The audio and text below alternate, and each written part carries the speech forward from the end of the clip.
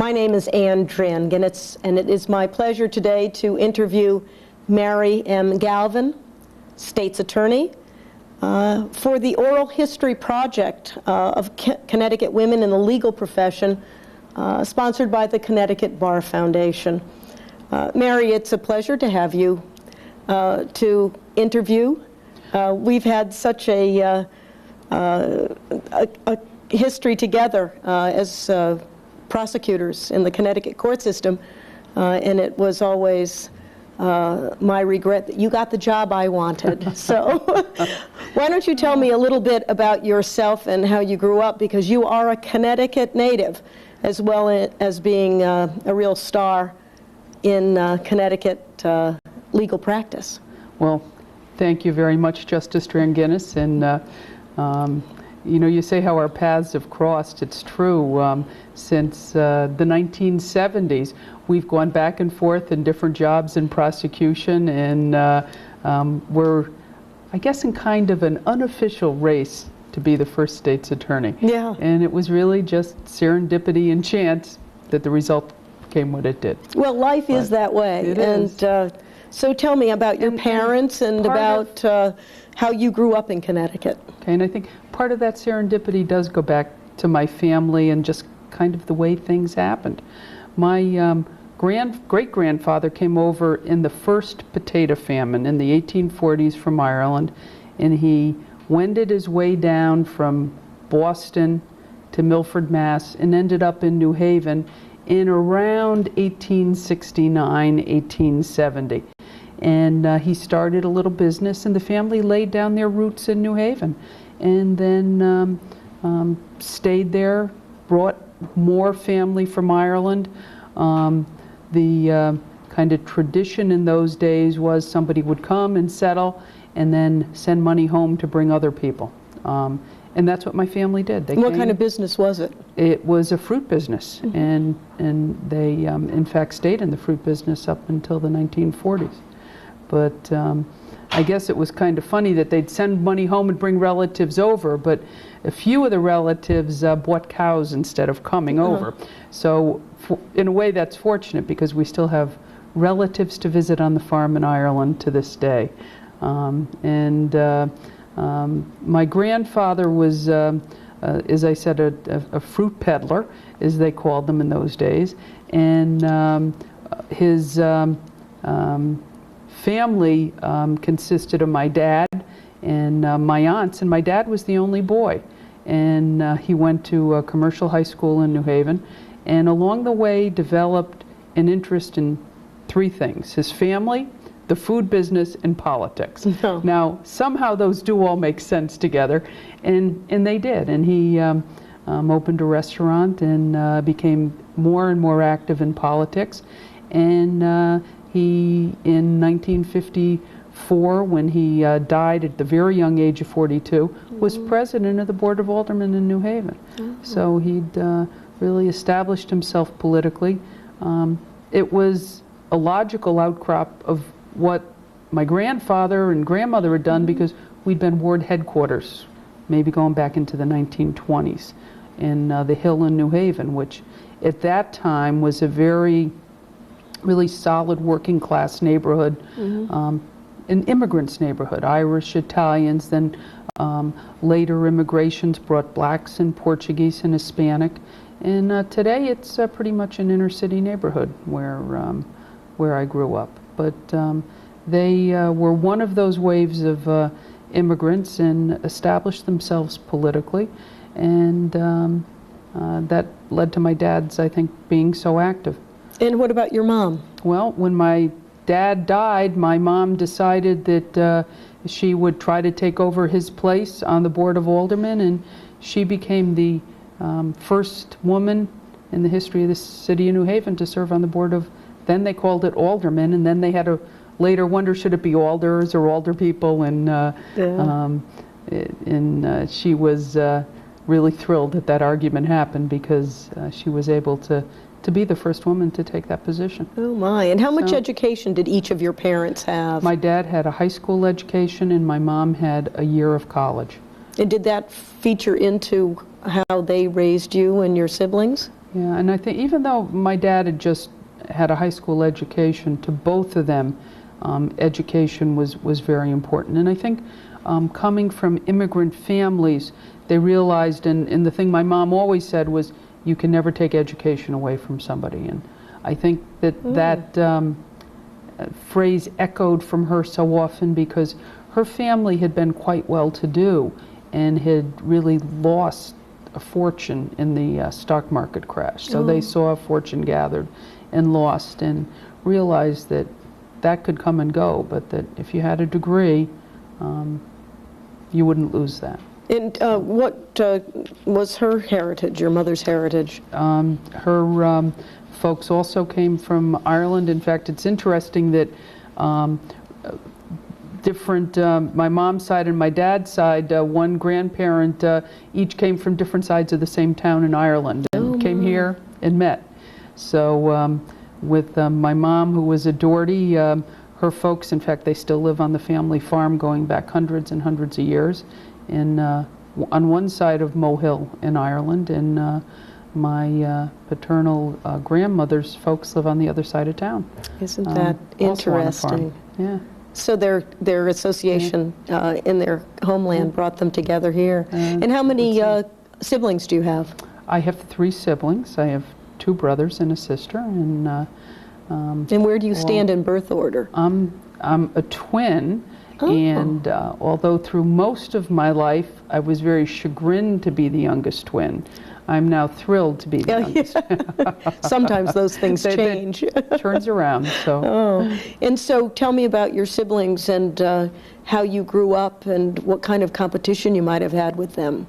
Well, my older brother he's a postmaster now in the small little town of Chester, Connecticut. Oh, beautiful town. Yeah, and very thrilled to have some very important first day of issue stamps that have come out of his town, and some artists who've done some wonderful stamps.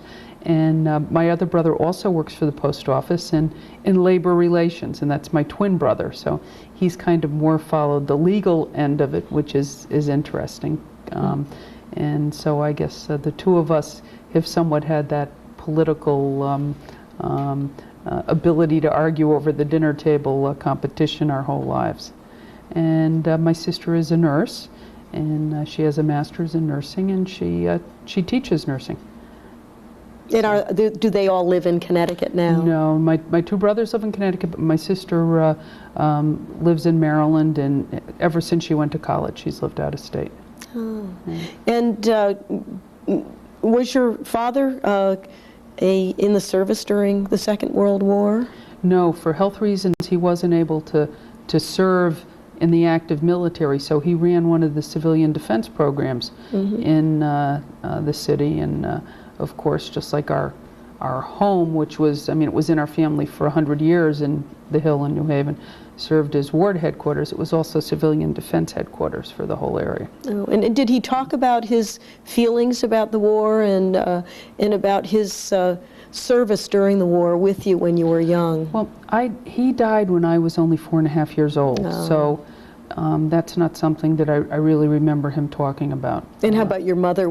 Did she share with you stories about your dad?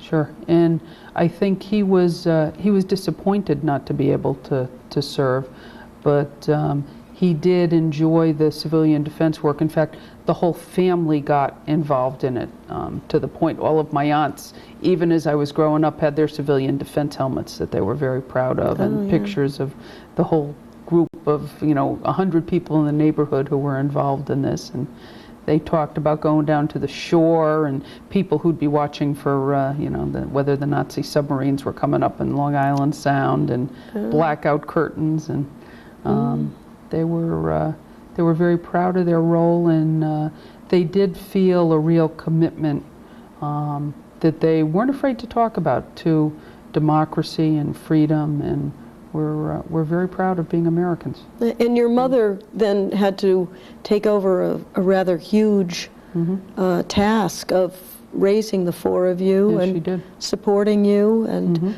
was there a lot of extended family support in that endeavor? Yeah, there was. In fact, we lived on Kimberly Avenue in the Hill in New Haven, And that had been the family homestead since the turn of the century.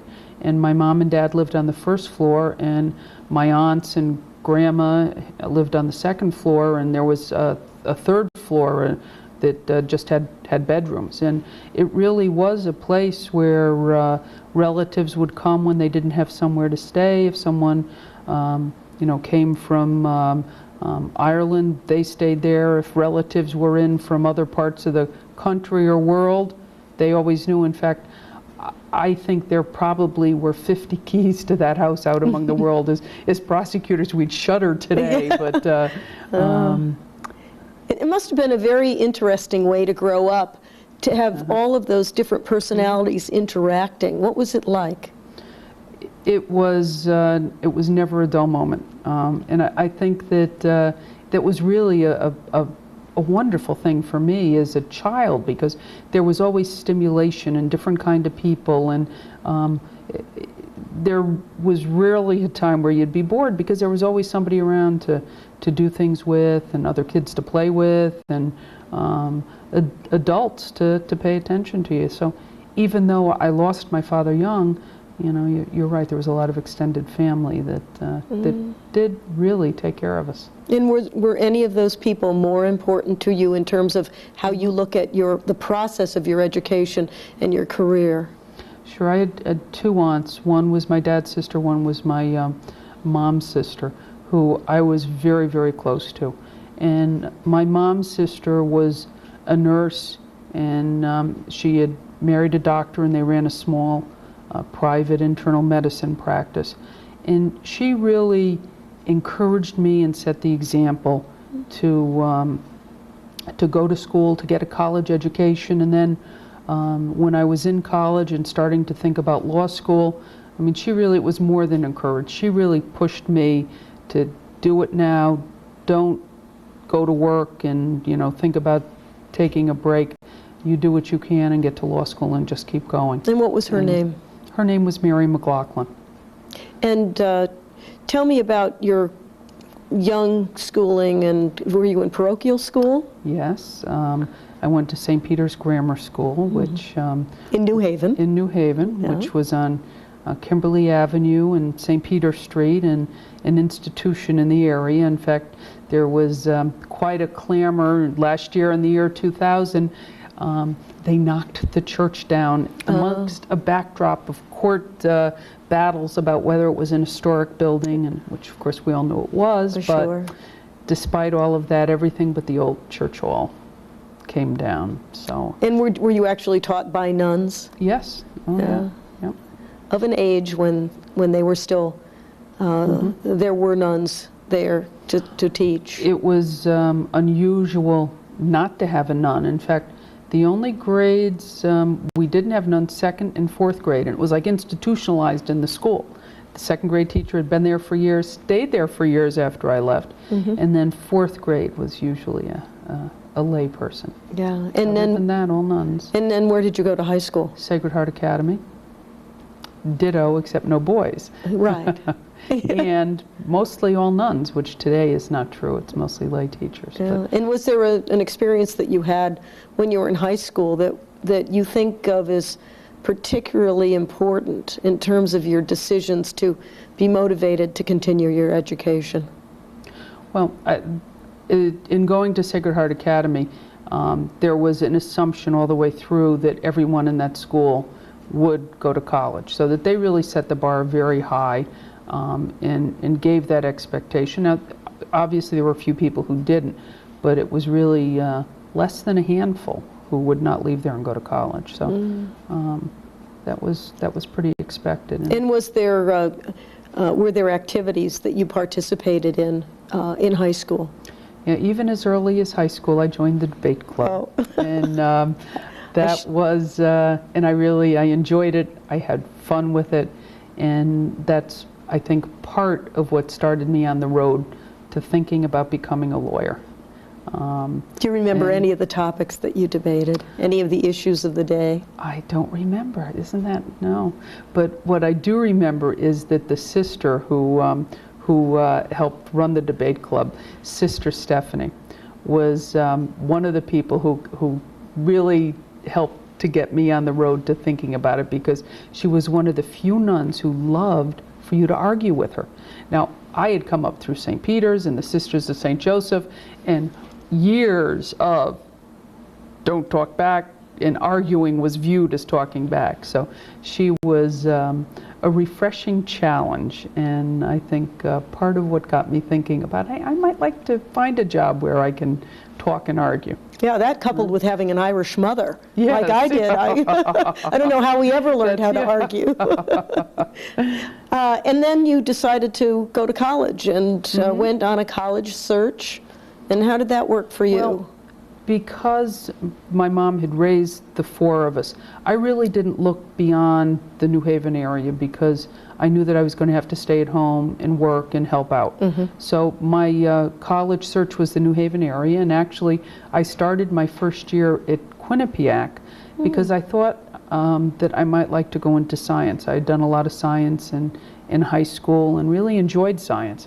And so I went to Quinnipiac my first year, thinking about getting into some kind of, maybe a medical type science, and got into a speech class. And again, I just loved it and decided that's really what I want to do. And so I hadn't been at Quinnipiac but a couple of months, then I set and worked to transfer over to Southern, where they had a speech and communications program. And so I transferred and graduated from Southern.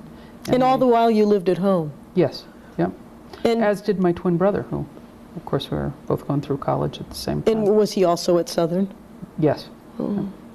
And were your activities about the same, debate and those kinds of things? No, our or activities did you were branch out? very different at that point. Yeah. We really went different ways. He developed an avid interest in the theater and became a theater tech person. He'd, build sets and, put the muslin on flats and paint sets and get props, and really got into was called the Crescent Players at Southern. Got very active in theater. And I, on the other side of campus, got very, very active in the debate club and in student government. Oh. And of course there were times we crossed over, when in the week before a show was going up or when it had to be taken down, I would get all the student government people to go over to the theater. And then of course when we had elections or debate tournaments, all the theater people would come over and help. So it was we managed to make a good mix there. Oh yeah, and a mix that matches. That's right. And tell me what years we're talking about here. I graduated high school in 1967, and then graduated from Southern in 1971. So I was at Southern in 68, 70, and 71, which also coincidentally was a time of great protest and unrest across the country, not only on college campuses, but particularly in New Haven, where the Bobby Seale trial started in, I think it was May of 70. And there just was a buzz of activity throughout New Haven, and also on campus until they closed it down to make it a National Guard headquarters during the trial. That must have been very interesting. Tell me about that. Yes. The Seale trial approached, protesters were coming in from around the country. You may recall pictures of the New Haven Green, upper and lower, just full. I do. And people up through the streets, and I know there was one night that some tear gas was fired, and there were different places throughout New Haven that they were kind of gathering the military in case there were major problems, and that included tanks, armored personnel carriers, and one of the places where the tanks were parked was Southern. And knowing this was going to happen, they closed the school, but I lived in New Haven, so I went back, and it was very unsettling to go by the buildings where I had been in class 2 days before, and now there was a tank sitting in front of that building. And it made everybody in the city very nervous, and I didn't know Mr. Markle at that time. He's of course the prosecutor who tried that case, right, and who was later to become my mentor and why I became a prosecutor.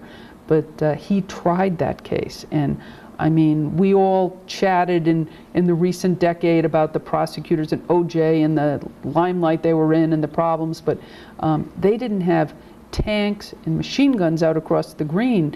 Mr. Markle did. I mean, while that case was going on is when they installed the bulletproof glass in the courthouse. So, and how, in terms of your being a student, were your thoughts about all of that military involvement? And of course, this is all as a backdrop to Vietnam and the protest against the war. Did you feel a certain way then that may have then changed over time? Well, actually not. I did not protest against the war. I wasn't a protester at the time. I had disagreements about it, but I also understood some of the reasoning, clearly misguided, and now we realize how mistaken. But what I did object to was a military presence on school grounds, and the fact that a college was used to park tanks, junior high school on the other side of New Haven was. To me, that was offensive, and it started me at a young age thinking about power, inappropriate use and misuse of power, and I think it served as a lesson to me as I weigh the power I have now and exercise it or don't exercise it, how important it is to be measured and thoughtful in what you do and the consequences of what you do and people's perceptions of what you do. And do you think that as you discussed what was going on, not only school probably ending earlier, but having that kind of military presence, was there a gender difference in how people reacted to that particular situation? I mean, or did the men equally object to this military presence? Well, I can tell you my twin brother wasn't as bothered by it as I was. He was kind of like, oh, well, you know. In fact, to be honest, I think he was somewhat interested in the tanks. So I think there may have been some gender difference, but I think there were, my brother aside, a lot of people who, and a lot of men who were also upset that there were tanks on campus, just for the reason of there being tanks on campus. And did that end the school year prematurely? As I recall, it did. In fact, I think that they canceled, you know, like papers and finals, whatever. Yeah. And that was your senior year? It really was year? Disruptive. No, that was my junior year. And then so that you went back and year was, graduated. More normal, right. And then where did you go to law school? I went to law school to Catholic University, the Columbus School of Law in Washington, D.C. And how'd you get there? Well, a couple of different ways. One, my sister had gone to nursing school there, so I'd heard of Catholic U. But then I lucked into a wonderful job my senior year of college. I had pretty much had boring jobs, including, you know, tossing mail at the post office and just, you know, jobs that were washing test tubes in a DNA lab, which I made interesting, but was really pretty mundane. Two, a job as the first statistician when the Chief Public Defender's Office was created. And Charles Gill, who's now a judge of the Superior Court, was the first Chief Public Defender in the state. And he, in looking over the role he was to play, decided one of the first things he needed to do was to get together numbers. What kinds of cases do we handle? How many cases a public defender? And he got the job of Chief Public Defender not long after an unsuccessful run for mayor in the city of New Haven. Now, most people would probably say, well, he asked you because you worked on his campaign. And the truth was, no, the truth was that myself and a whole group of friends I got together worked for his opposition. Oh, my. So I saw him, and maybe I shouldn't say where I ran into him, but... Well, go ahead. McGowan's up in Westville, which was a local place Southern people hung out, but also a lot of people from Westville, where he lived. So he came in, and I got to talking to him, and he said, well, I have a job to offer you. And being direct as I always am, I said, well, why are you offering it to me? I worked for Bart Guida, not for you. Why aren't you offering it to somebody who was with you? And he said, because next time I do something, I want you working for me. Compliment. So it was, That's and great. it worked. And I went to work for him. And as I said earlier, I'd always been interested in science, and part of that was math. So Sure. And he went to Catholic U. Yes, he did, As a and that's why distinguished alumnus. as Yeah. I worked for him, and as I worked there and watched everything that happened, my interest in criminal law just burgeoned, and I decided I definitely wanted to go to law school. I hadn't been sure before that, but that experience cemented it. And then, of course, I wasn't sure where to go, and that was a period of time where it was beginning to be very difficult to get into law schools. Mm-hmm. And so I applied to UConn and Georgetown and Catholic, and no more than that, because I think even then it was $50 or $100 to apply. You couldn't apply to a whole lot of places. It got too expensive. Right.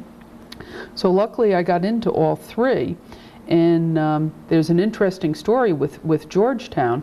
I received the acceptance letter, and a week later I got a letter from the Women's Law Society saying that they strongly urged me to accept, because they only had something like 11, it was a low teen % of women, and that if the people who were accepted rejected, their spots would not be filled with women. Oh. And I was like taken aback, because Southern there was probably more than half women at Southern, and it just hadn't occurred to me up to then that this would be an issue in law school. So when you were applying to law school, it was not with any idea that you were going to break any barriers or add to the numbers of women who were in law school? I don't think it hadn't occurred to me. I wasn't, because I really had just been exposed to the public defender side and the office of the chief public defender. I hadn't, been to a law school or really visited any to find out that at that time, if there were 10% of women in a law school class, it was a lot. So despite the letter, I went to Catholic for two reasons. One, they had sex-blind admissions, and probably a third of the class, and it was one of the largest percentages in the country. And it might sound very noble for me to say that is the reason I went there, but it wasn't. And I think it was in good measure for the excellent recommendation that Judge Gill so nicely gave me, that I got a nice scholarship to Catholic U. And so that helped me decide that that was and when I got there, I found out what wonderful clinical programs they had, and since I thought I wanted to be a trial lawyer, it was really the right choice for me. Oh, well, so you had a very positive experience in law school. Yes, I did. And how many women were in your class? A third, yeah.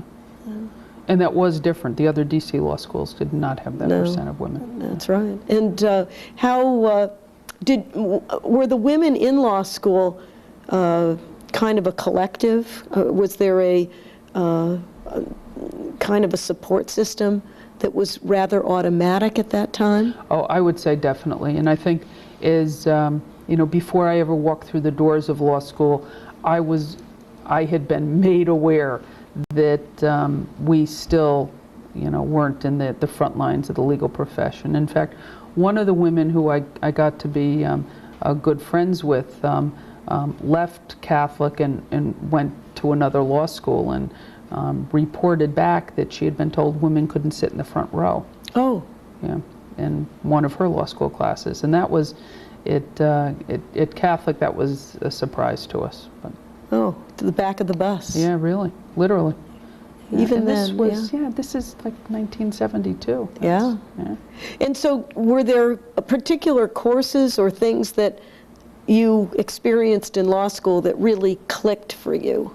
Yeah, I think the clinical courses at Catholic were outstanding, and that really, it not only clicked, it gave me a passion to, I really wanted to be a trial lawyer. This is what I wanted to do. It was the doing of it. Yes, it was. And what was was there a subspecialty of clinics? I mean, was there more than one clinic that you could attend during the course of study? There was, but the clinic that I took and actually had a number of credit hours with was the Columbus Community Legal Services. And I really enjoyed working with the clientele who were poor people from all over Washington, D.C. with all different kinds of problems. We did divorces, small claims. I did a products liability case. I mean, it was a fascinating experience in that they really did let us take a wide range of cases. And was there a student practice rule then in the D.C. courts? yes. And so were you? So yes, I actually went into court. My first case was a tort case. Somebody was on a bus. The bus got hit, and I remember going down to D.C. small claims. I was a nervous wreck. It was my first case. And I parked my car and I'm coming, I had all the x-rays and I dropped the x-rays in the middle of the street. So I went in with one x-ray with a tire print across it. Oh no. And I met the clinic supervisor. I was like, oh, what have I done? And he said, well, let's go in and just see what happens, because we knew we'd have a little discussion. And the trial started, and before it came time to introduce all the x-rays, the other side decided they wanted to talk settlement. So we got through, and I actually got to do a little bit, but the case settled before my tire track. So it sounds like a success to me. It was, and yeah, and then it did. The client was very happy, and when you did that small claims case, then were you before a judge? yes. Yeah, in the days when judges did That's small right. claims as well. Oh. Mm-hmm. And were you intimidated by, I'm sure the judge was a man. I was scared to death by the whole process, but after the case, he invited us into chambers, and he was very warm and just so gracious that it made it a really positive experience, despite my having been so nervous before. And so tell me about the second time you went into court. Well, the next time was on a divorce case, and that was pretty, it actually was perfunctory. You know, Right. it was just boom, boom, done. Good uncontested divorce. Yeah. So, Yeah. yeah, and so how did you make the switch from that kind of work to focusing on criminal work? And when did that happen? when I finished my first year of law school, I worked for the Hill office, actually right up the street from my house, of New Haven Legal Assistance. And I enjoyed it. It was a wonderful, wonderful office. The head of the office was a young fellow, then young fellow named Ken Kryling, and he had a great staff. John Silbert, who is now Judge Silbert, Right.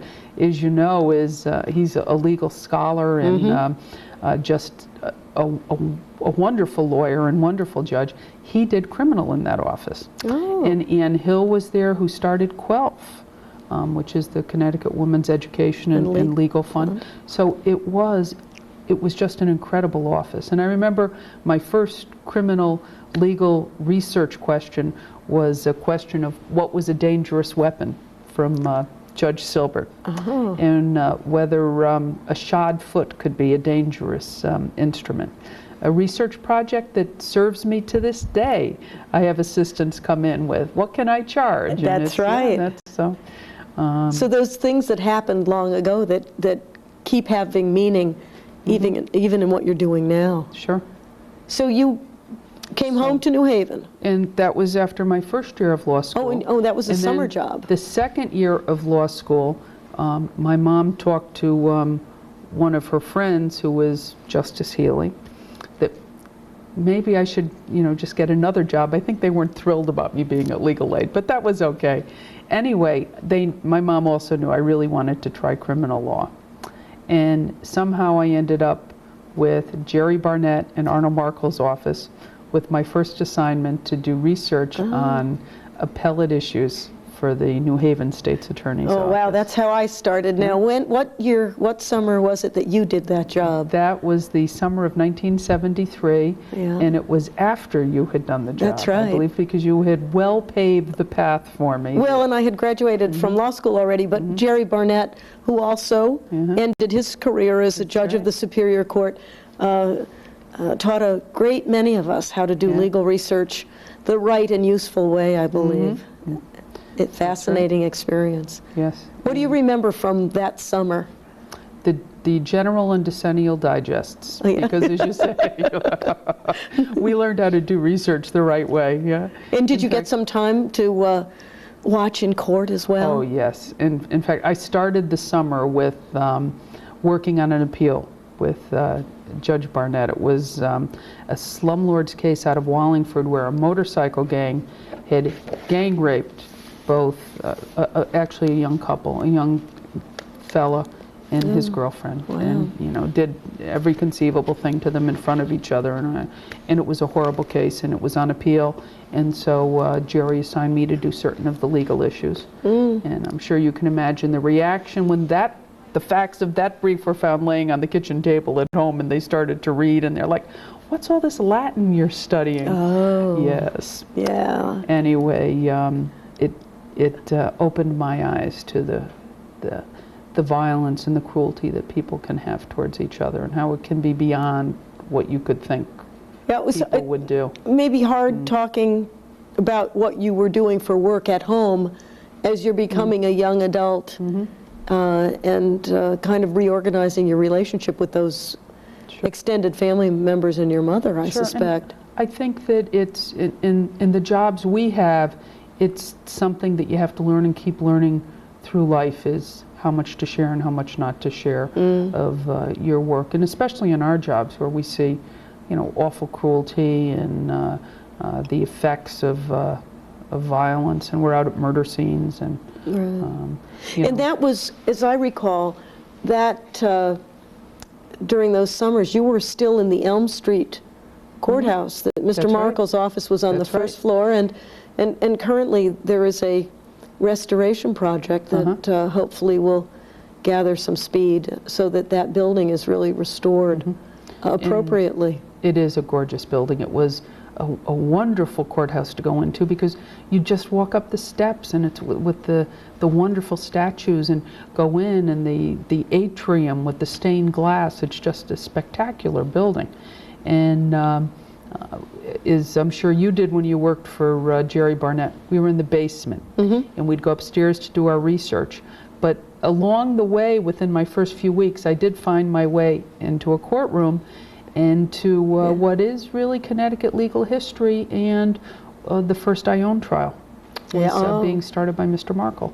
So that summer I got to work with him and do research on what was to become Ione 1. Then it was just State v. Ione. Sure. So it was a wonderful summer, great experience. In the surroundings, it seemed to me, were somewhat more awe-inspiring than perhaps the more necessary and utilitarian public spaces that we have now. I think even if you go in there today, is in need of restoration, as it so direly is. There is nowhere that the marble is peeling in that building. The brass has gotten dirty, the marble has also dusted over. But, like for instance, we have a fairly new restoration in Milford, and I was noticing the other day in our main courtroom that the veneer is peeling off the front wall behind the judge's bench. Now, someone comes in and sees this kind of the new courthouse, problem look, and I think it does take it down a step. It's taken a lot to do that to that magnificent old building. And it's really some cleaning, and the functionality has changed. The size of courtrooms today, we have different needs than we did when that building was built. But I think it will just be marvelous if they do redo it, because when you walk in the door of that building into the atrium, you're in a courthouse. And when you walk into the courtrooms, it feels like it feels to walk into the federal courthouse in New Haven. This is a courtroom, And when people walk into some of our modern courtrooms, they keep talking in their normal voice and chitter chatter. They keep talking while the judge is on the bench. Those courtrooms impose silence. Interesting. And this was a job that you had between your second and third years of law school. How did that impact how you viewed yourself and what you were hoping to learn in your third year of law school? Well, I wasn't sure, I wasn't absolutely positive that I wanted to do criminal law, although from the time I worked for Charlie Gill, I was pretty sure that that's what I wanted to do. So I was still exploring. I had really enjoyed working for legal aid and doing some of the civil cases there, but this summer clinched it for me. I wanted to be a criminal lawyer, and although I could at that point have comfortably been a public defender, I really wanted to be a prosecutor, because watching Mr. Markle in the Ione case, talking with him about the role of the prosecutor, and going back talking with him about the Bobby Seale case, and now to find out from him firsthand what it was like to live through that. And at the same time walking back downstairs and talking to Jerry Barnett about the bigger issues of what we were doing and the impact that it had on families in the world, I think gave me a sensitivity that I've carried to this day as to how what we as prosecutors do impacts not only the victims and their families, but our communities, and how important it is to take positions that have positive impacts on all of those. It's very interesting thread that goes through, it seems to me, from your family, that sure. whole concept of public service and searching for a way to be a part of your community and coming back all the time to that community. Did you feel that being in the nation's capital offered you some allure when you were in law school? Well, it did offer allure. One, Catholic U had a wonderful law library, but there is no law library in the world like the Library of Congress. And after a summer with Jerry Barnett, I came back with a new appreciation for law libraries, and I took up a second home. I did much of my studying at the Library of Congress and loved it and took advantage of it, and really began to see what Washington had to offer starting there. Of course, this was also at the time that Watergate had occurred over that summer. So now I came back to school to a year where different proceedings of Watergate went on, and actually did get into Judge Sirica's courtroom one day. He was a famous judge in the Watergate, and actually got to sit through one of the hearings in Watergate about the famous taping in the gap in one of the tapes at the White House with Rosemary Woods. Oh, wow. So it was just incredible to be in Washington while all that was going on. And so what did you do for fun at law school? Well, did you study all the time? No, of course not. No, it's law school. Right. Well, there was a wonderful neighborhood around Catholic U. In fact, Judge Gill pointed out some of the places that I should visit, and of course I did. One of them, of course, up in a place called Brookland was Fred's, and I'll say no more than that it was Fred's, and that's all we needed to know. But Washington was great. I mean, we'd go to Georgetown, was at that point the place where everybody kind of went, and I hear it's coming back now, so that's nice. And was there a women's society at Catholic U? There wasn't, no. In fact, I don't even think there really, I guess there was at Georgetown, a small one, but no. So there was not an organized group of women who either did discussions or on issues of the times, or went out together, or did the women? No, but there was a class on women in the law.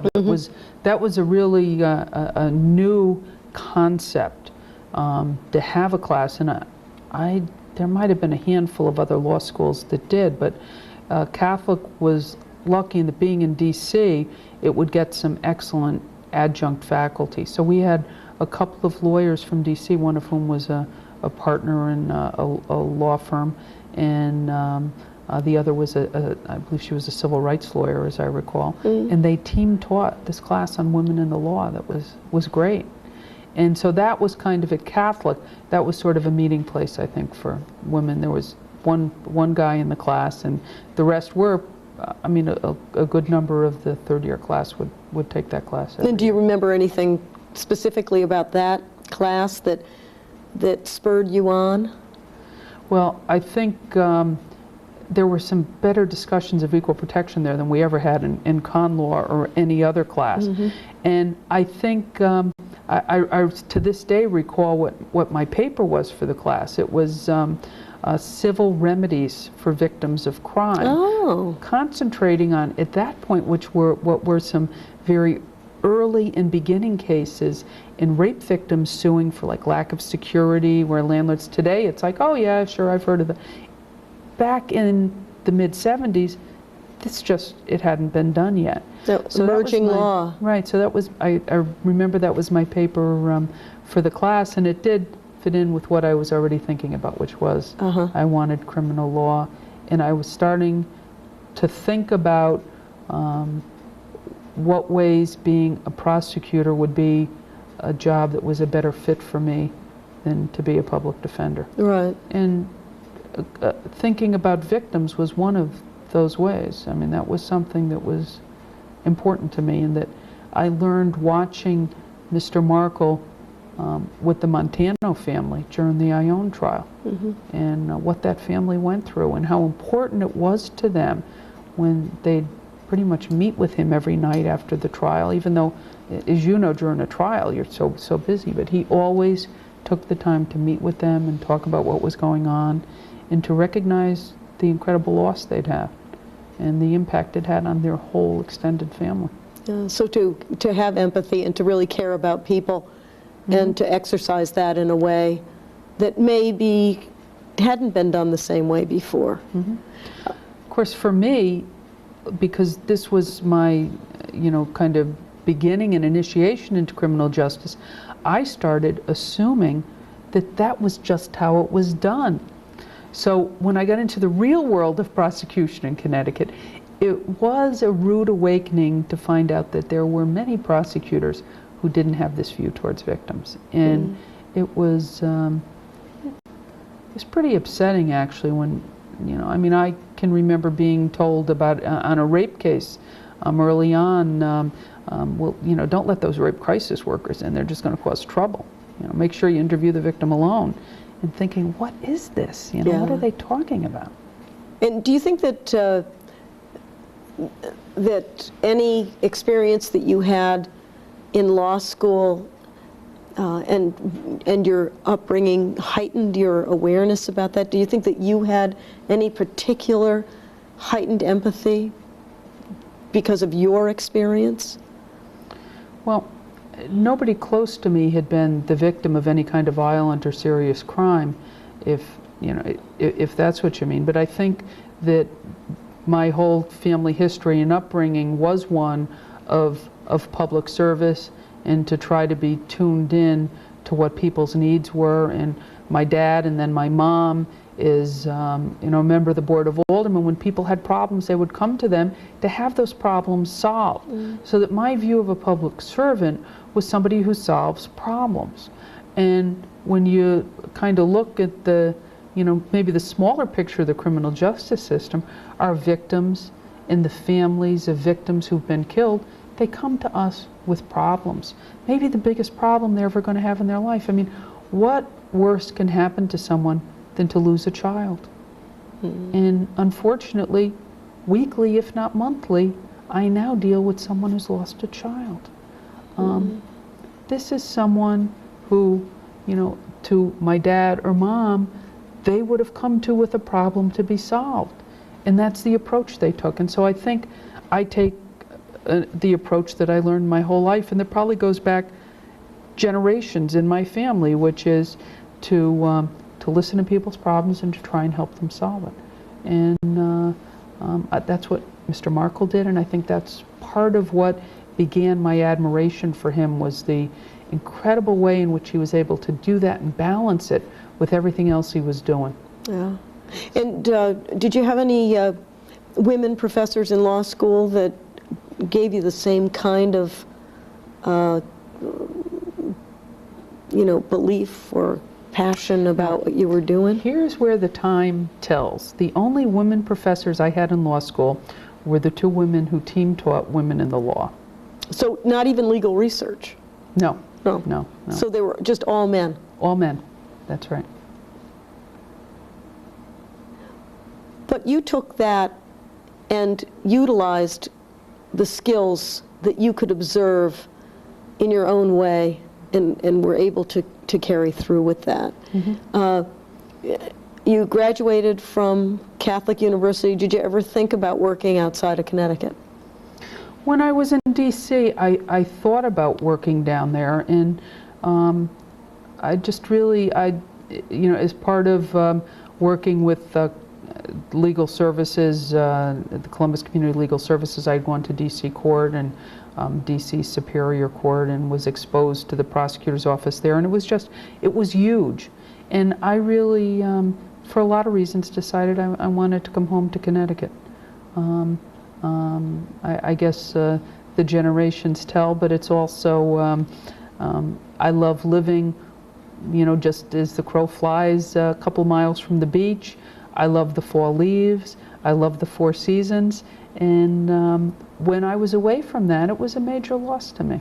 So, And so you came back? So I came back, and I clerked for a year when I came back. And who did you clerk for? I clerked for Superior Court judges. They had started a program, which is now the law clerks pool, and it wasn't then, but for a few years they had clerks for the short calendar judge. So you were at the very beginning of that program as well? Yeah, yeah. Wow. And how many of you were there? At that too. You were? Yes, yeah. There were, there was each of the major towns. There was somebody in Hartford, Bridgeport. There was somebody in Waterbury. I think there might have been Stamford, I'm not sure. And myself, so there were 5 of us. And how long did you do that job? For a year. Well, actually just short of a year, because one of the judges who I clerked for was Judge Jim McGrath from Waterbury. Yeah. And it's an old friend of my mother's. Yeah, and just a wonderful man, and really his short calendar judge made sure that if there were criminal cases, he always let me go and do research for the other judge, and was wonderful and kind and warm as he was. Yeah. But in around April or May, a prosecutor's job opened up in Waterbury. Now, pretty much we all stayed fairly close to home in those days, but there was movement around the state as always. And Waterbury was part of New Haven County, still is. Yes. So insofar as we have counties, but didn't have its own judicial district then, did it? Frank McDonald was the state's attorney, so. And so you went to work in that office? And well, not in Frank McDonald's office, because they were separate then. The state's attorney's office was in Superior Court. I went to work in the Court of Common Pleas, but only after a lot of help from Judge McGrath, because as I say, it was, although you certainly could apply anywhere, it was pretty local, and I was from New Haven. So I applied, and I suspect that they kind of had somebody who they were interested in from Waterbury in getting the job. And when you got the job as a prosecuting attorney in the Court of Common Pleas, were there any other women? No. In fact, in the state court system in Connecticut, there had never been a woman prosecutor. And what year is this? 1975. And when was the office of prosecuting attorney or state's attorney formed in the state of Connecticut? Well, Connecticut is unique in the annals of American history in that we had the first public prosecutor ever, and that was created by statute of 1704. Connecticut established the office of public prosecutor. Before that, you'd have private prosecution where you'd hire your own prosecutor to prosecute your grievances. I believe the first prosecutor was actually appointed in 1705. So it took, from 1705 to 1975, it was all guys. And on June 9th of 1975, I walked in to the Kendrick Avenue courthouse in Waterbury, now juvenile court, Right. then and now probably still in need of a little bit of work around the edges, and raised my right hand and became Connecticut's first woman prosecutor. Oh my, and how were you received? Well, I'm not sure whether it was because I was the first woman, and I think there were some people in the office who thought, oh, we've been given the token here and from New Haven, you know. So I'm not sure whether it was the New Haven part, the woman part, or the token part, but my reception was, there was a stack of files like this, they were handed to me, and I was told, you make the same pay we do your job. And no training. No training, no. Luckily today there are some training programs, and I feel like I'm walking uphill both ways through the snow now, but but there was no training, and you know, I had a little bit of knowledge from working in the state's attorney's office. However, that was part A. I knew everything about long form and, you know, the old common law pleadings that we used to have to do. The bills of particular. The terms and bills of particular. Yeah. But I didn't know what a bail commissioner's letter was. And so here I am, and one of the public defenders, I'll never forget him, Franny Fitzpatrick, said, kid, let me show you the ropes. And he and one of the clerks walked me through my first day, and I ran down to New Haven and got a quick study from some of my friends. Yeah. And I think it was about 6 months in that things really changed, because they realized, one, I was here to stay. There was no way, I mean, I needed a job, and I wasn't going anywhere. But that was, up to that point, the first month of law school, I thought that that and the bar exam, nothing would ever surpass. And I was wrong.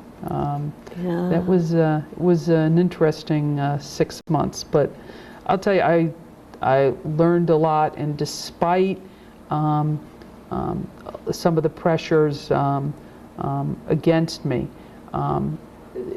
that was just totally overshadowed by the warm greetings that I got from a lot of different fronts. I can remember all of the women in the clerk's office. The newspaper reporter from the Waterbury Republican was a woman named Lois Aitchison, and she just, and they just went out of their way to welcome me. But as importantly, there were a couple of judges on the bench who did the same.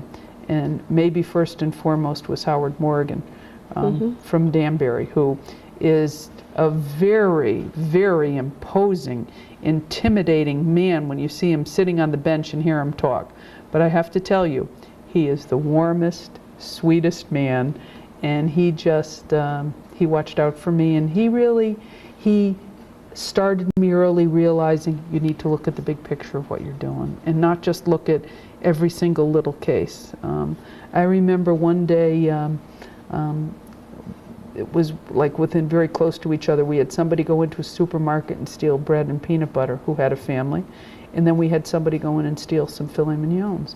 And I remember him saying to me from the bench, why are these cases different? And it was like, I know you've been trained by the Jesuits that you'd even, you know, it's like... That you would even pose that question. But he did, and it made it, being before him, brought together for me the mundane and the hundreds of files with what's the big picture of what you're trying to do here. And that was a true gift that he gave me, to know, to always kind of look at what you're doing. That's great.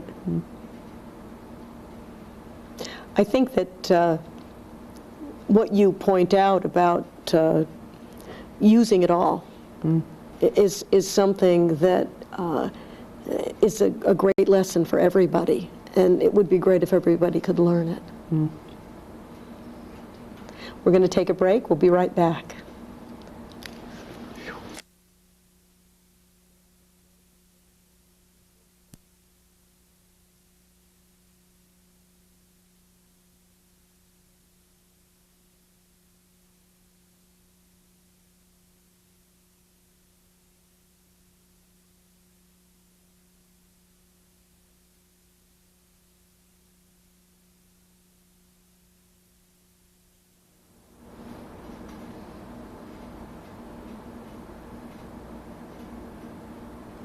we were talking about appearing before judges. Mm-hmm.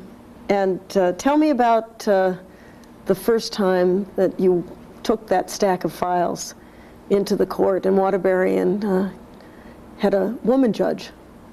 Well, the first woman judge who came to Waterbury after I started there was Judge Ellen Bree Burns. So, of course, because she is the most elegant and gracious, not just judge, but I think person that I know, and just a wonderful, dear friend to this day. Of course, she made sure that she had introduced herself to everyone before, she came out on the bench. So I met her before I went into court. But Judge Burns is, and of course she now serves in federal court in New Haven. I mean, she's just an outstanding person and an outstanding judge, and it was a marvelous experience for me because she's a person who really, she cared about the people who appeared before her. She cared about what disposition she gave. And I mean, GA4 in Waterbury is and was a place that it's kind to say was rough around the edges. I mean, there literally was a cage, a page fence cage in the corner that the prisoners came up through stairs that were a hole in the floor to wait in the cage to be arraigned. And to this setting, a kind of a jury box that hadn't been used as a jury box in generations, dirty windows, shades that were half broken, she brought the same elegance to that GA4 courtroom that we called the pit that she does to her now elegant federal courtroom.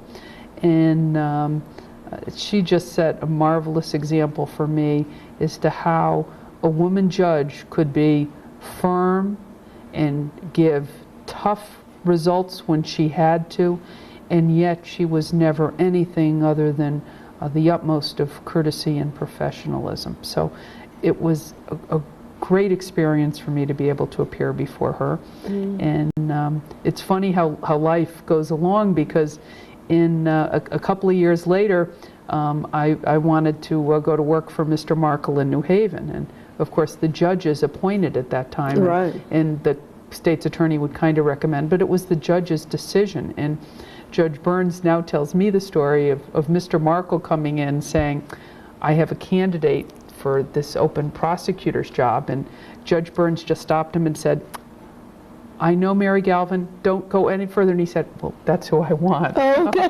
That's a good story. So, yeah. Isn't that great to be, to have that kind of validation from those two sources? It helped set me on a career where I was confident about the cases I took and the way I prosecuted them. But there were some other women judges too who I think had a great effect. One was Judge Joanne Kulowitz, who unfortunately we lost last year. She was a fantastic person, and I mean, she always made the courtroom not just a respectful place, but she knew how to find the fun in what we were doing. And she also was just an incredibly good person who I think taught everybody who appeared before her that the law is about being fair and about doing the right thing, and in a very real way.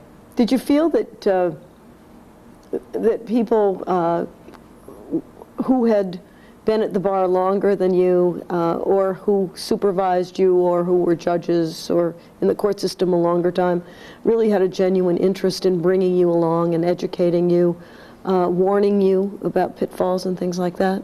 Yeah, I think that definitely was true, and I think that maybe is the first woman I got a lot more advantage from that than maybe some of the women who came after me, although you were the first woman to serve as an assistant state's attorney in the state's attorney's office, and I think you got the advantage of some of that too. And the two of us were starting out very close in time, and I know for a fact that both of us as far as women who came on as prosecutors, we both looked out for them ourselves when they came on after we did. Yeah, it was an interesting time because there was, as we started out doing things, I don't think that we left the notion that we were doing it just for ourselves. I mean, did you have those kinds of feelings? That there was something that you had to demonstrate to make a way for others? There's no question. Yeah. And in fact, I kind of have a recollection of us even having an awareness, talking to each other about this back in the mid-'70s as we started our careers. Me at that point in the Court of Common Pleas and you in Litchfield Superior Court, that what we did was important. We knew people were looking at it, and that a lot of people thought that the job we were doing was a job women couldn't do. And it almost sounds ridiculous to say that today, that anybody would think a woman couldn't be a prosecutor, because now, I mean, it's probably just about half in the state.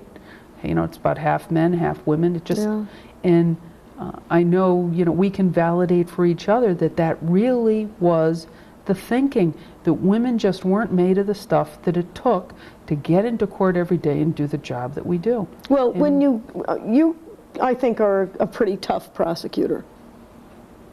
Now, when I say that to you, I mean that in the way that it's, directed. You know the law, you believe in what you're doing, and you believe that your role is to be fair but to do your job. And if you can, you only try the case that you can prove, and if you prove it, then there have to be consequences. Did you have a sense in the at the beginning that when people used that term to describe you, that it was described in not such a positive way? Well, I think that most people formed, it's kind of like bipolar perceptions. They either perceived the women who came on in criminal law as, well, I mean, you use the word tough, but I think, the only way you can describe it is you were perceived as either being a bitch or a wimp. And it was one or the other. And I think I figured out very early on that this is because there weren't any women, people's perceptions were polarized. And, the only way you could survive in the world of being a trial lawyer is, well, you couldn't be perceived as a wimp. So sometimes I think I might have gotten the perception the other way, as much as I have always worked at being courteous and civil and polite. But it's because I don't nollie a case just because it's down for trial. Quite the opposite.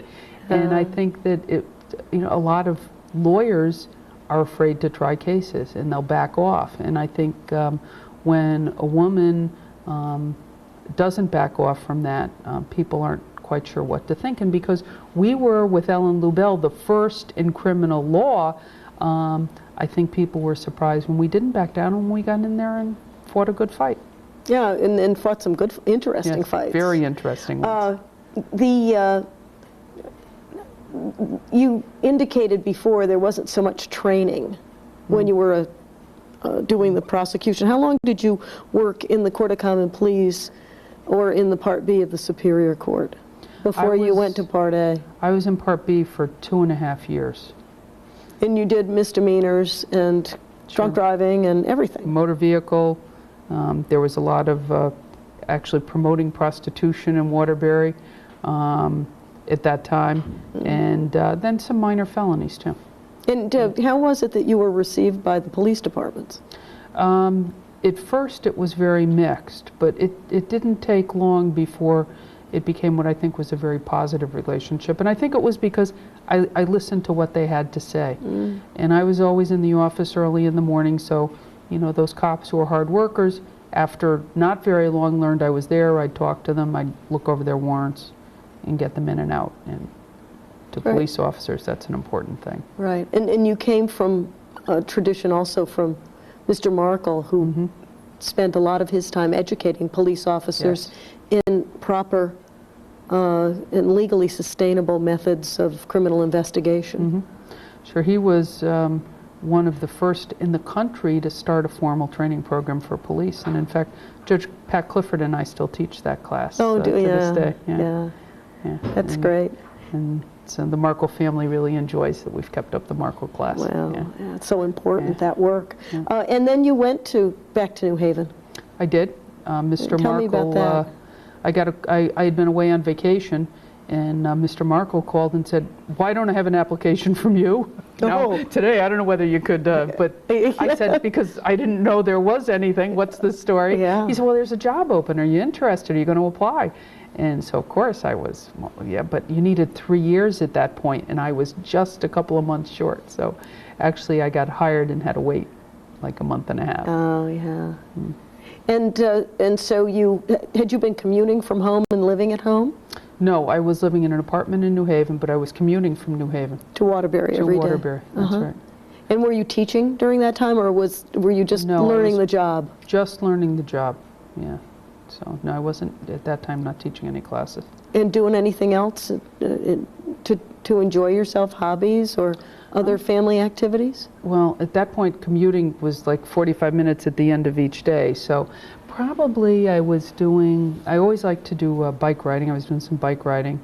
And reading has always been something I love to do. Yeah, what kind of stuff do you like to read? Oh, I read a little bit of everything from, I go through different phases, from science fiction to, I love, believe it or not, real-life crime novels. Yeah, and I do read Busman's Holiday with the books.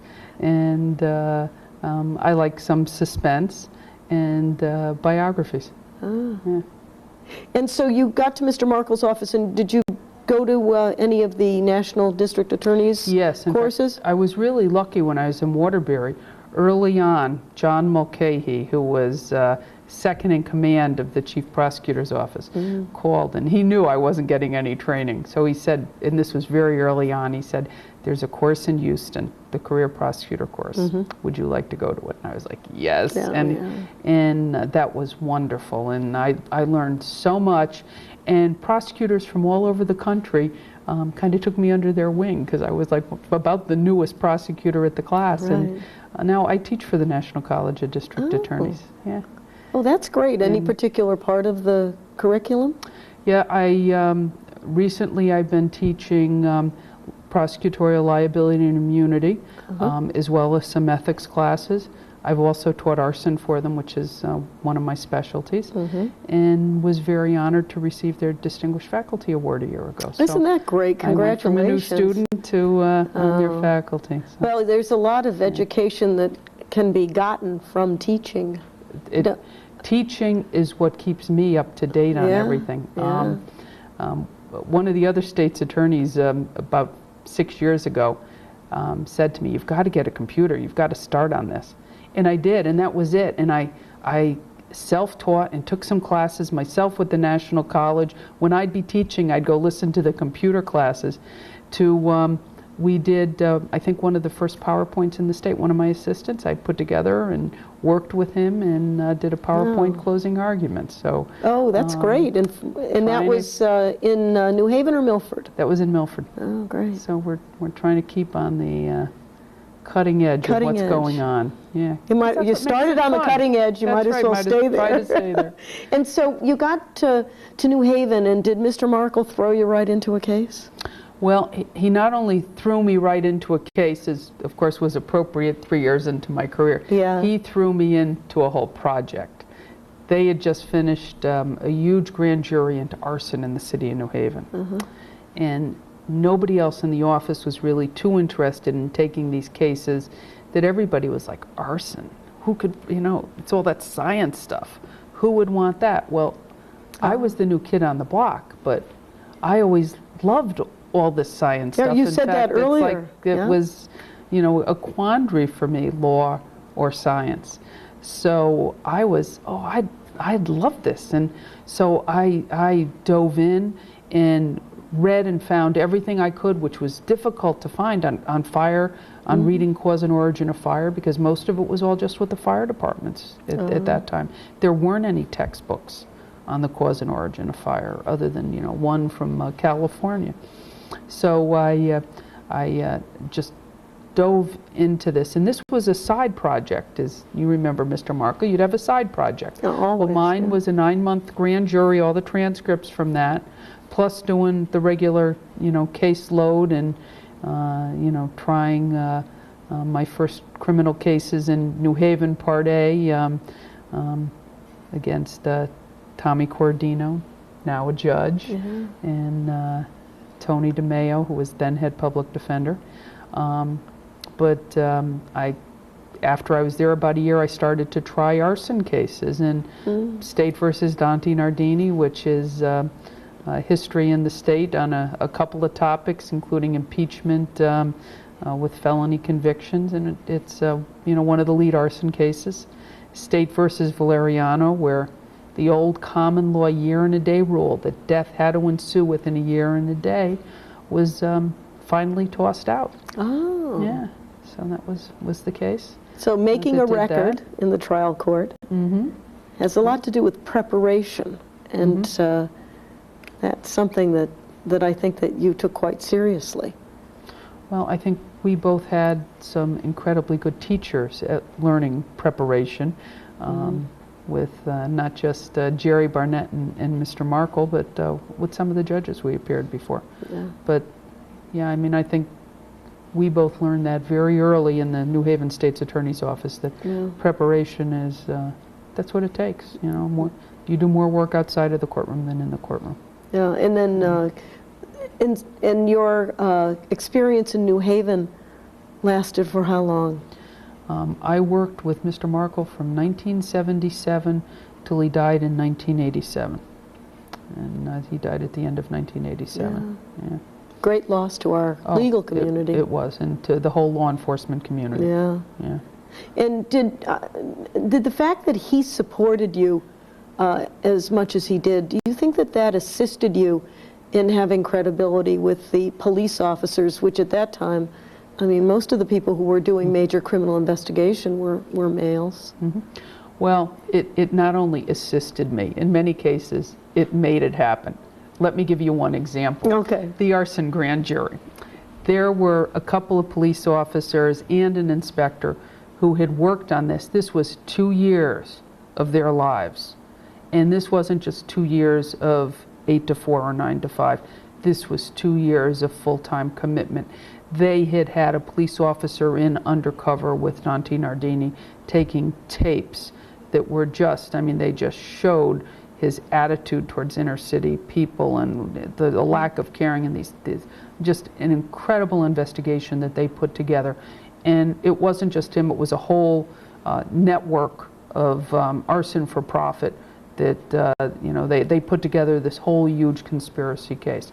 So this was a major commitment that they cared about. And Mr. Markle called them in, and I wasn't there, but I heard later.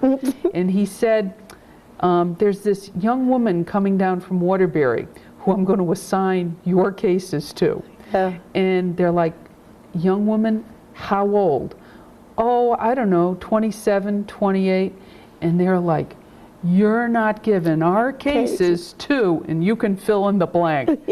And as only Mr. Markle could do, he said, yes, I am. And next year at this time, you'll be here thanking me. Oh. So he always just, I mean, he. Actually, one of those 3 cops is still working for me as an inspector to this day, and is not just a cohort, but a very close friend. And So tell me what it was like in the New Haven State's Attorney's Office. You had Mr. Markle, who was a huge character, larger than life. And he had a lot of stuff going on and spinning around him, and inspectors, secretaries, other assistant state's attorneys. Was there a cohesiveness there that you could talk about? It was, it was at the same time an incredibly tight family, and the best law firm in New Haven, as Tom Cordino once said, is our opponent. Yeah. I mean, just as you look back now at that office, at that time when I joined it, John Redway, who's a state's attorney, right. Tom O'Keefe, who's a judge, Judge Pat Clifford, Judge Roland Fasano. I mean, we can go right on down the list. Judge Burt Kaplan, Judge Linda Lager, Judge Julia Dewey, now Judge David Gold. We get to some of the ones that have come after me. So there's just a long list of very talented lawyers. So all these people became judges. And state's attorneys. And state's Jack attorneys. Kelly became a state's attorney. Mike right. Darrington became a state's attorney. Yeah, he succeeded So Mr. judges Markle. and state's attorneys, yeah, that's right. It's all about public service. It is, and that's why I say it was also a family, and a family that was dedicated to public service, and you were on the inside, you knew this was not a family of yes people. No. This was a family who fought like my family would over the kitchen table. I mean, Yeah. And I have to say, my experience is Mr. Markle loved that. He loved people who disagreed with him and would stand up and go toe to toe.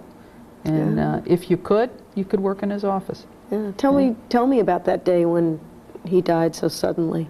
Well, actually, I was at a course that he helped develop and that he had just taught at, the Arson for Prosecutors course down in at the Federal Law Enforcement Training Center in Georgia. The last time I saw him was at the airport in Jacksonville. He was coming back, having just bought a little baseball outfit for his first grandchild, who wasn't born yet, his little Devin Markle. And so we crossed paths, he coming back to Connecticut and me going into Georgia to talk. And I was down there when I found out he had passed away, and of course came right back with one of the inspectors from the office. And how was that in terms of the office and making the adjustments? It was a terrible time, and it was a very difficult adjustment because he was such a large figure. And then there was a lot of, at that time, controversy about the filling the positions, and it ends up that Mike Darrington transferred in, and then I was fortunate enough to get the position in Milford. And did that happen really in 1987, shortly after Mr. Markle died? That's right. It all happened then. Right. And you became the first woman state's attorney in the state's history. That's right. So. Fabulous. January 1, 1988, and it was just incredible. I mean, this was always my dream, and I know, and if I can confess, you and I, before this, we had both at different times talked about the fact there was no woman state's attorney, and we both, each of us were on the track, but we didn't know if one of us would get it, although we were sure one of us would get it. We just didn't know. We hoped. Well, it was in those days. And I remember going to those state's attorneys meetings, where it was another step to cross. And so when you went across that threshold, it was a pretty exciting day for me as well. I think I was on the bench already. Yeah, and because I can recall you calling and writing, and it was. I was excited. I really was, truly. And you were able to form your own office. Yes, and have been able to. Tell me about that a little bit. Well, after I was appointed, I found out that Milford was in kind of a transition then. The courthouse was being redone, so we're going to Derby to do court cases. And over the past, it's now 13 years, I have been able to form my own office. And it's funny that, just like you were saying before, there's always threads throughout life and generations. One of the things that's really important to me is education. And I'm thrilled that almost all of my staff want to go to courses. They want to teach classes. One of the staff teaches trial practice at Quinnipiac, another teaches a criminal justice class there. Another member of the staff is teaching another college class. So it's, that torch of teaching carries on, and what I think is one of the most important things we do, because it does make us sit back and think about the big picture of what we're doing and about the measure of the awesome power that we have. Yeah. But the other thing that I've tried to bring to my staff is to try to be sensitive not only to victims, that like goes without saying, but to be professional and courteous to other lawyers. Because I think one of the problems that I've seen with the profession over the course of my career is that the civility and the respect that Judge Reynolds brought to the bench when I was before him in Waterbury, and that, of course, Judge Burns, just sets a very high watermark for, that Judge DuPont shows us all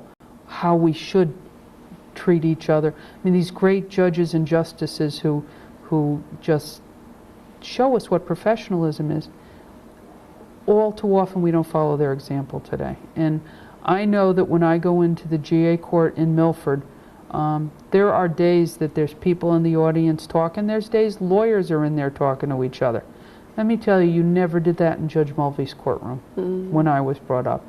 And I think that those of us who are in charge, everybody is, what are they doing about it? Well, I realized I'm they, and it's my job to try to do something about it. So I really set as a priority with my staff courtesy, civility, and professionalism. And your staff? We don't always make the mark, right, but it's a goal. Well, we are only human after all. But that's one of the prerogatives of being a state's attorney, is to try and set a tenor and a tone for your district. And I think in many ways I've really tried to emulate Mr. Markle in education, in being a prepared trial lawyer. And he never talked about it, but he always was a courteous man. And this is one thing that I've taken, and I'm trying to take a step further, I think, is to make this more of a goal. It's a good goal. And tell me about the composition of your staff now. There's 7 lawyers in my office, and I think that I've hired all of them but one. One of them was there when I came. How many women? And I'm the only woman. Oh. Although I did have a woman, in fact, I've had a couple of women assistants who've gone on to other things. So, but at this point Is it harder to entice a woman to do criminal prosecution today? Or do you think it's about the same? No, I think, well, like I say, I've had a couple of women who've gone on to other areas. And I think this just kind of fell out this way at this point in time. There's certainly some women who I've sought after and tried to recruit, but at this point unsuccessfully. Oh, so, yeah. So tell me, what has been the thing that is your biggest frustration about your work, or a case that has bothered you the most? Well, both of them both my biggest case and my biggest frustration revolve around child abuse and child sexual abuse. I think my biggest frustration has been to watch the same issues about how we deal with abused children I was going to say treated, but it's be stuck.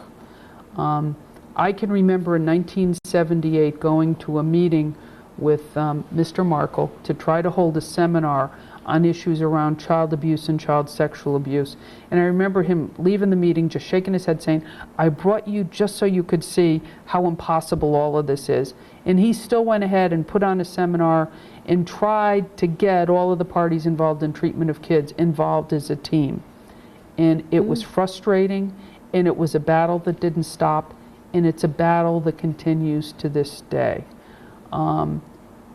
Why is it that we have people assessing and treating our kids who don't have formal degrees in social work and in the fields that they need degrees in to do what they do? I don't know. Is this a stupid question? I mean, it's not. And that's one area that, as much as we've done better with multidisciplinary teams, we've done better with training, it's still an issue, it's still stuck, we still need to do a whole lot more. And I'm not sure we're so much further with this than we were with what Mr. Markle was saying in 1978 we needed to do. Do you think it's because the law hasn't moved?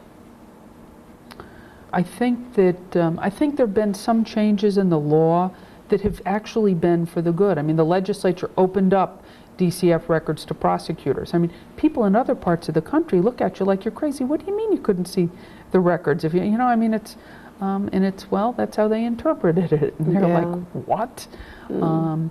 So I think that the law has actually had some positive effects.